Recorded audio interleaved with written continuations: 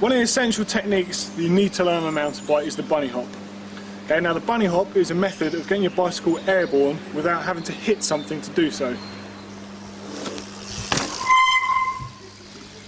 There's three motions that you need to learn in order to get the bunny hop down. The first of which is just the basic pulling up on the handlebars. You can learn this just in any old car park, which we're going to demonstrate to you in a minute. The next motion is pulling the whole bike clean off the ground. This isn't concentrating so much on the full motion of the bunny hop, it's just getting the feeling of the bike going weightless and what to do with it.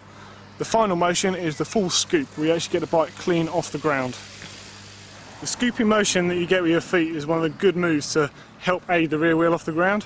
And to do this, as you're taking off, you're effectively just pushing back on the foot. Right, and you can see this, if I put my back brake on so the rear wheel doesn't move, you can see I can just pull the back wheel off the ground, like that. It's the same effective technique, so when you go to do this, you push back.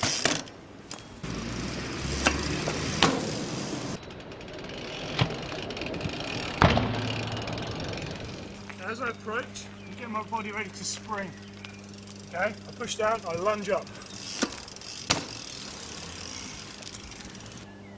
Once you're happy with being able to get the bike off the ground, you need to be able to test this. Ideally, you don't want to do this with a hard obstacle like a curb to start with, because if you hang the rear wheel on the curb, you could get a puncture, damage your bike, or worse still, fall off. So a good place to start would be to place a good trusty stick on the floor and practice the technique by bunny hopping over the stick.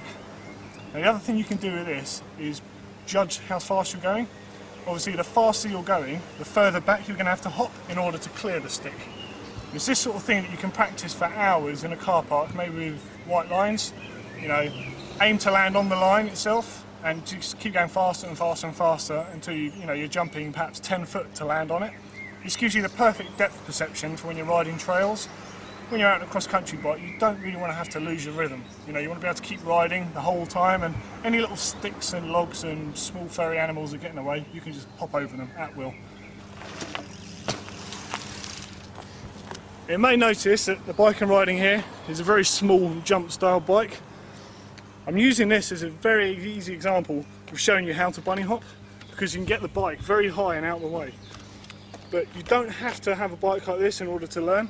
I learned to do bunny hops on my basic cross-country bike.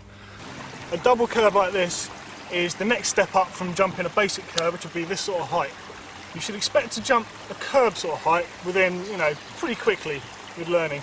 But if you can get up something like this, then you can get over most things on the trail. Again, the fact that this is in a little park, you're away from traffic, it's an ideal spot to learn. So I'm just going to demonstrate how easy it is just to get a wriggle on basically and get up it.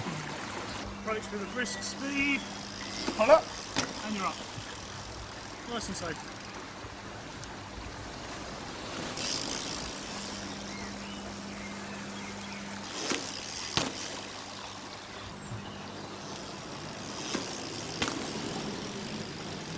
Okay, so demonstrated there that it's pretty easy to get up something like this.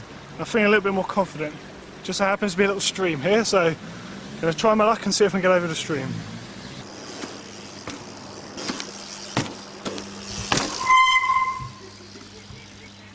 Okay, so you've mastered the bunny hop.